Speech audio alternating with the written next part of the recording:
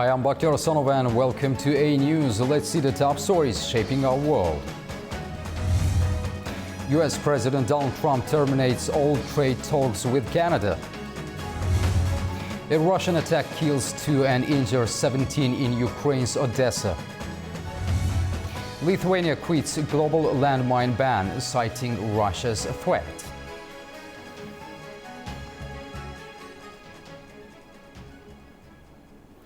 US President Donald Trump has issued a strong response to Canada's planned digital tax. He announced the immediate suspension of trade talks between the two countries and said new tariffs on Canadian goods would be introduced in the coming days. US President Donald Trump announced on Friday that he is immediately suspending trade talks with Canada over its planned digital tax targeting American technology companies. He called the tax a direct attack on his country and said new tariffs on Canadian goods would be announced next week. Canada's planned 3% digital services tax would apply retroactively from 2022 to companies such as Amazon, Meta, Google and Apple. Trump's decision cast doubt on the agreement reached during the G7 summit, where both sides had pledged to finalize a deal within 30 days. Well, no, they put a tax on companies that were American companies that they shouldn't, a very severe tax. And yeah, I guess they could remove it. They will, but it doesn't matter to me. We have all the cards. We have all the cards. You know, we do a lot of business with Canada, but relatively little. They do most of their businesses with us. US Treasury Secretary Scott Bessent said the administration may launch an investigation into the tax, which could lead to retaliatory tariffs worth around $2 billion. The Canadian government has stated it remains willing to continue negotiations. No, look, we'll continue to conduct these complex negotiations in the best interests of Canadians. It's a negotiation. According to US Treasury Secretary Scott Bessent, Washington is currently engaged in trade talks with 18 countries and aims to conclude deals with at least 10 to 12 of them by September 1st. The US is also actively negotiating with the European Union, India and Japan. Bessent added that the US and China have expanded an agreement on the supply of rare earth elements, and exports of these critical materials are expected to resume. After a month of tension and stalled negotiations, the United States and China have taken a major step toward easing their trade dispute. The two sides have finalized a framework agreement that touches on critical issues like tariffs, rare earth exports and visa restrictions. China on Friday confirmed the details of a framework to implement the Geneva trade talks consensus with the US, following President Donald Trump's announcement that a new trade agreement had been signed earlier this week. The Chinese Commerce Ministry stated it would approve export applications for controlled items in line with regulations, while Washington agreed to cancel a series of restrictive measures. Though Trump gave few specifics, Commerce Secretary Howard Lutnick said the deal was signed and sealed, with both sides agreeing to expedite rare earth mineral shipments to the US. These critical materials are essential for sectors like electric vehicles, semiconductors and defense, and have been a focal point of the negotiations. The US and China have been locked in a trade conflict since 2018, when Washington began imposing steep tariffs on hundreds of billions of dollars worth of Chinese goods, citing unfair trade practices and intellectual property theft. Beijing responded with its own tariffs and restrictions, sparking a tit-for-tat trade war that disrupted global markets and strained bilateral ties. Talks in Geneva in May and follow-ups in London laid the groundwork for this week's agreement, which aims to ease tensions after years of friction. While China has accelerated approvals of some rare earth exports, it continues to vet buyers to prevent diversion to military use, contributing to delays. In return, the US has agreed to roll back certain punitive tariffs and pause visa restrictions for Chinese students. However, some measures, particularly imports and duties on steel and aluminum, remain in place.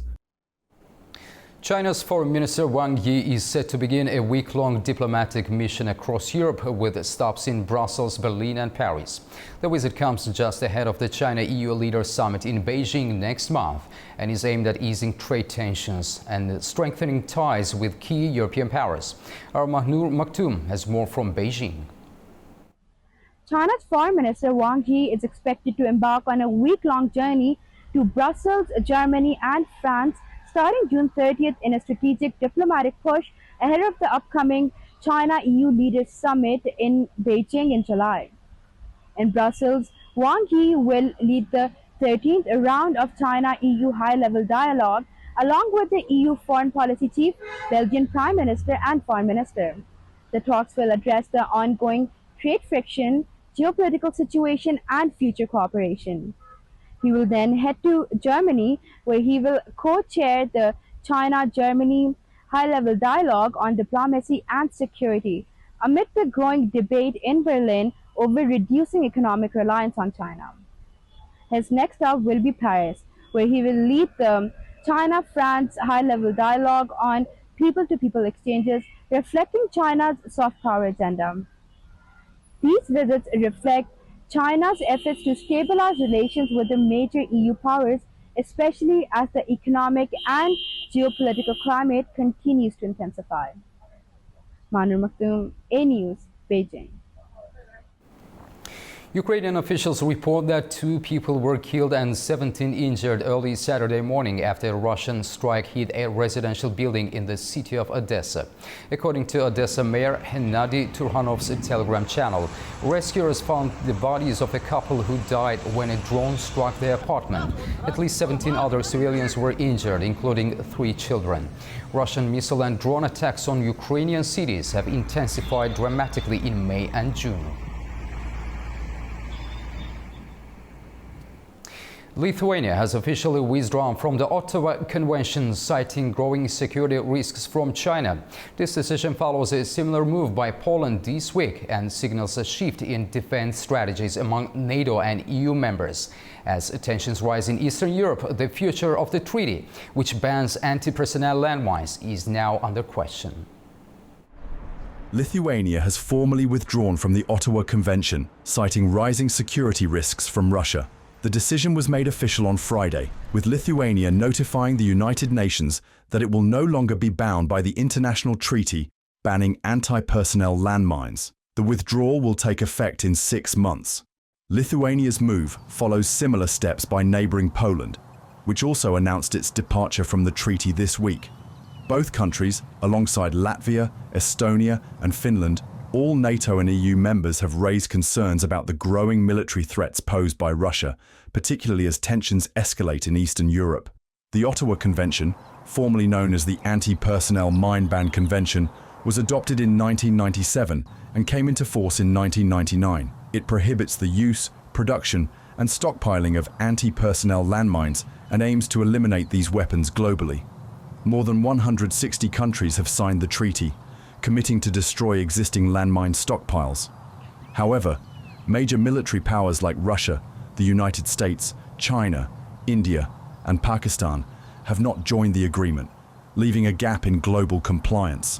The recent withdrawals by Lithuania and Poland signal a critical shift in the future of the Ottawa Convention. As these countries adapt their defense strategies in response to increasing security threats, the effectiveness of the treaty in addressing modern military challenges is now in question. With several NATO and EU members reconsidering their commitment, the convention faces growing pressure to evolve in line with current geopolitical realities. US President Donald Trump has predicted a ceasefire between Israel and Hamas could be reached within a week. Speaking at an event on Friday, Trump stated that discussions are ongoing to end the conflict in Gaza. Hamas has offered to release the remaining hostages, but Israel insists on disarming the group. Trump's comments come after recent US and Israeli airstrikes on Iran's nuclear facilities, and a ceasefire between Israel and Iran went into effect earlier this week. Israel officials are set to visit Washington next week to discuss Gaza, Iran, and peace prospects. In his latest message, Israel's Prime Minister Benjamin Netanyahu says his country's military victory over Iran has created new opportunities for peace in the region. Our Trent Murray has more from Tel Aviv. Prime Minister Benjamin Netanyahu has hinted that his government may be working on some sort of ceasefire agreement within Gaza, as well as an expansion of the Abraham Accords, effectively normalising relations with further Arab countries. In a short but carefully worded video online, the Prime Minister said that Israel fought with strength against Iran and achieved a great victory.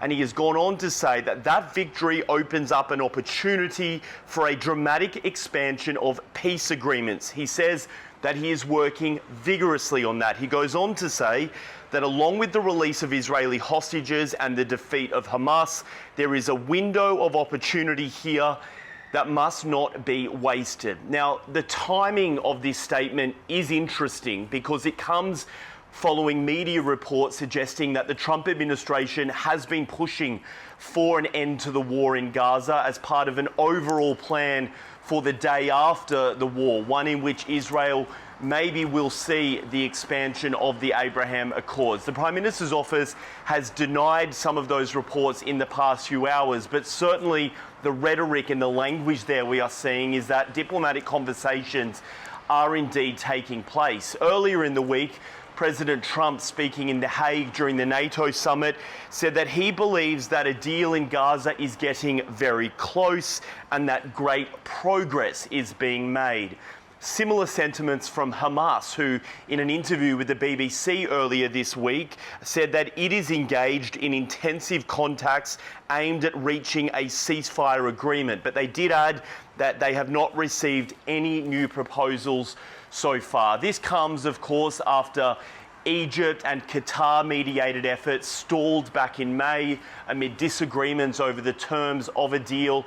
But it seems the rhetoric both here in Tel Aviv and also across the region suggests that after 630 days of war, diplomatic efforts are indeed being made once again to try and bring an end to the conflict between Hamas and Israel. Trent Murray for A News, Tel Aviv. U.S. President Donald Trump has strongly denied media reports claiming his administration considered offering Iran $30 billion to support a civilian nuclear energy program. Trump dismissed the reports as a hoax in a Truth Social post, calling them fake news and denying any such proposal was discussed. Outlets including CNN and NBC News reported that the United States had considered unfreezing Iranian assets in exchange for halting uranium enrichment.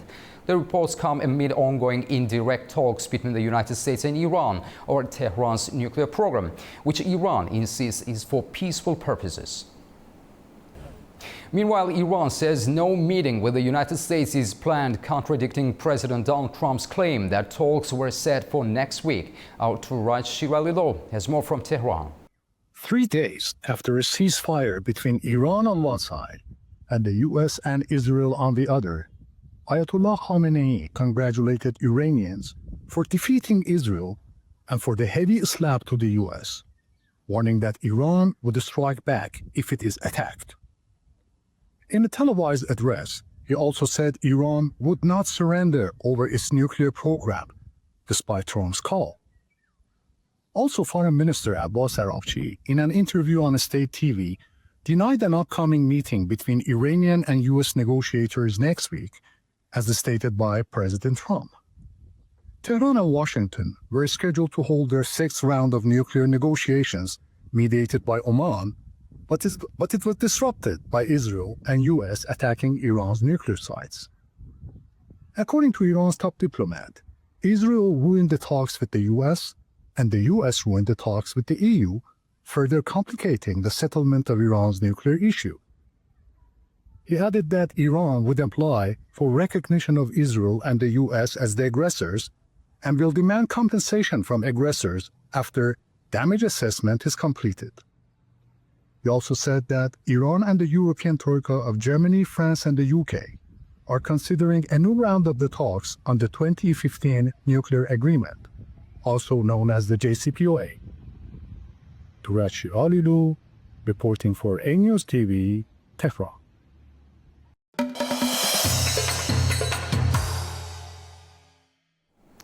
Around 950 people have been evacuated after a mountain lake overflowed in the Issyk-Ata district of Kyrgyzstan's Chuy region near the capital Bishkek. According to the Ministry of Emergency Situations, the overflow of the Takir Tor mountain lake triggered flash flooding, destroying a bridge between the villages of Almalu and Kebekbi.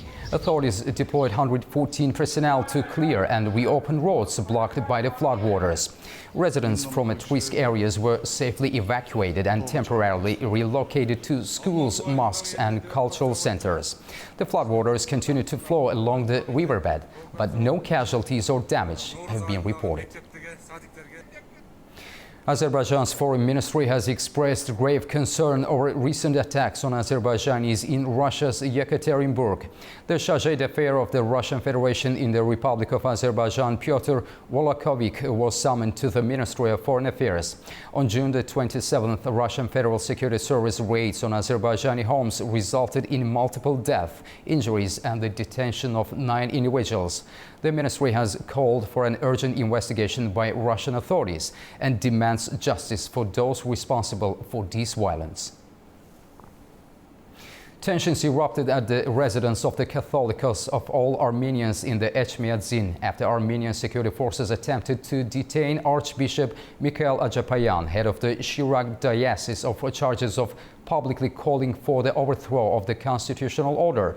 National Security Service officers arrived at the Echmiadzin complex yesterday. Their attempt to detain the Archbishop was met with strong resistance from clergy and faithful of the Armenian Apostolic Church. Ajapayan appeared before law enforcement accompanied by his lawyer and Catholicos Garegan II, expressing his readiness to cooperate. However, worshippers blocked the arrest, preventing security forces from taking him into custody. Opposition leader of the Dashnak Sutyun party called on supporters to gather in Echmiadzin to prevent further arrests of clergy.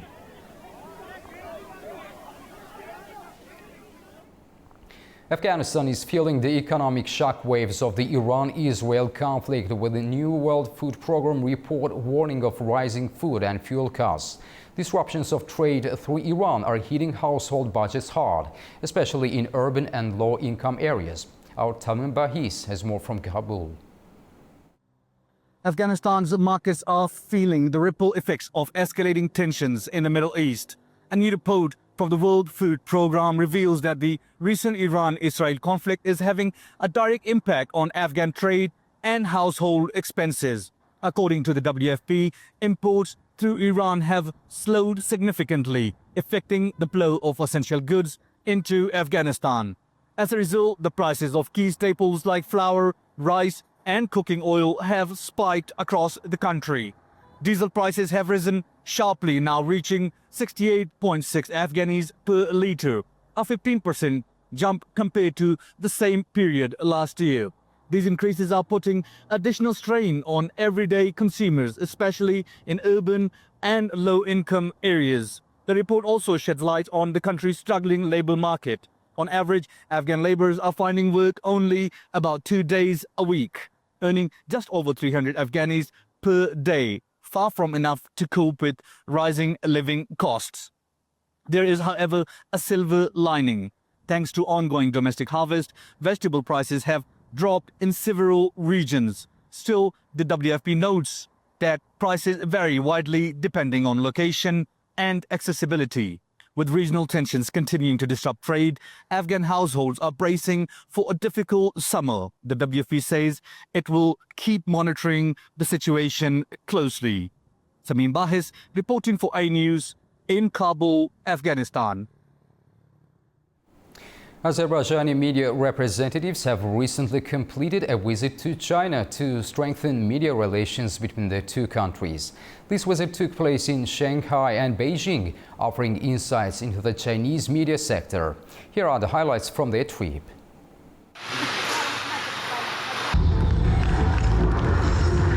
The visit started in Shanghai at the 30th Shanghai TV Festival, a major event in Asia's media calendar. Azerbaijani delegates met representatives from key Chinese media organizations, including Shanghai Media Group. The discussions centered around media trends, innovative content approaches, and potential collaborations. The delegation then traveled to Beijing, where meetings took place with several leading media organizations within China Media Group, including Xinhua News Agency, People's Daily, and China Global Television Network, a key international broadcaster under CMG. These interactions provided deeper understanding of digital journalism practices, broadcasting techniques, and production methods in China. One of the main outcomes was the signing of a memorandum of cooperation in radio and television broadcasting. This agreement outlines practical steps for content sharing between Azerbaijani and Chinese media, supporting greater cultural and informational exchanges. A News Executive Director Rufat Hamzayev spoke to CGTN, discussing the practical benefits of working more closely with Chinese media organizations. He highlighted that cooperation with CGTN and other CMG entities could expand the international audience for Azerbaijani media content. We see a great opportunity between the two media outlets, and we are open to any multiple forms of cooperation. We are open to multiple cooperation. It could be like exchanging the ideas, exchanging the docuseries, or maybe collaborate in some projects as well. And we truly appreciate the possibility from CGTN side for A News. And I think in the near future, we will also look through the possible agreement between the two media outlets as well. As the Chinese proverb goes, a journey of 1,000 miles begins with a single step. This visit represents the initial step toward long-term cooperation between Azerbaijan and China in the media field. Well, that's all we have for now from Baku. Stay tuned to A News for more updates.